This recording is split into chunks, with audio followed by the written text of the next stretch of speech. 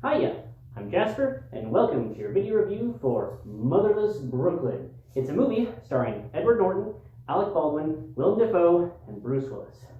So, as always, I'm going to give you the good, the bad, and the furry.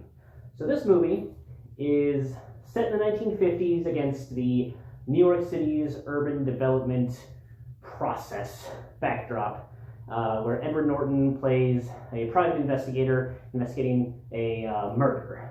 So, to start off with the furry, there isn't any. So, moving on. So the good is that I love me some Edward Norton narration, and it's been a while since I've seen a movie with Edward Norton narration. And this movie, it's got Edward Norton narration. Love it. So I'm glad to see it again.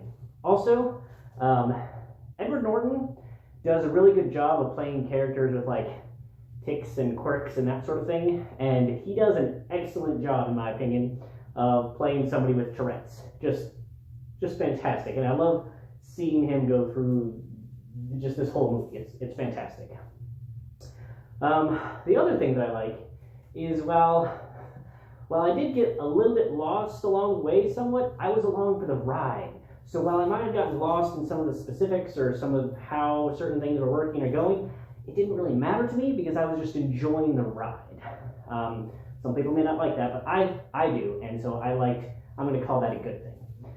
So, for the bad, I'm not from New York City, so I think that somebody who is from New York City and has been like steeped in that culture and like how that stuff operates and the history of it, I think that they might get a little bit more out of this movie than I did, because I am not from New York, so some of the minutia I think was lost on me for this.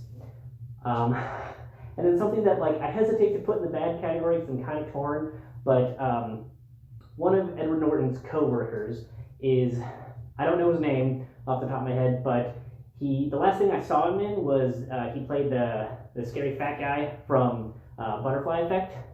You know what I'm talking about if you've seen that movie. And what was really cool is that I saw a news article about how he had gotten super like jacked. Like he had gone to the gym a whole bunch and he'd lost like all of his fat and he was just super ripped. Like I would love to see a picture of him like that next to The Rock because of just how muscular he'd gotten.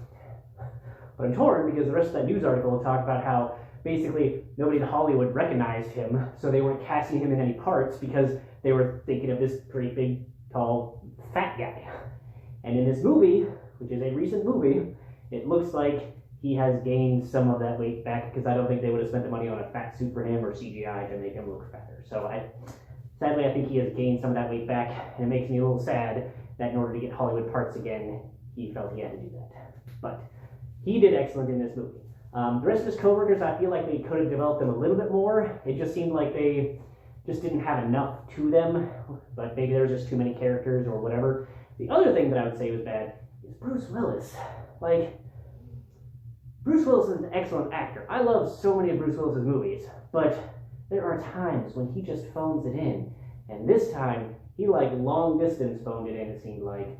So I really feel like he could have done better, but he just didn't care, and not in a good way. So I felt that wasn't as good as it could have been. But overall, while I did enjoy this movie, I would say that you'll probably want to skip unless you're a super fan of Edward Norton or of the New York City urban development history, if you will, or if you don't mind kind of getting lost sometimes and just being along for the ride. If that's not your thing, you're probably going to want to skip this movie. Alrighty, that's all I have for you. Thanks for coming. Hope to see you at the next one. Bye!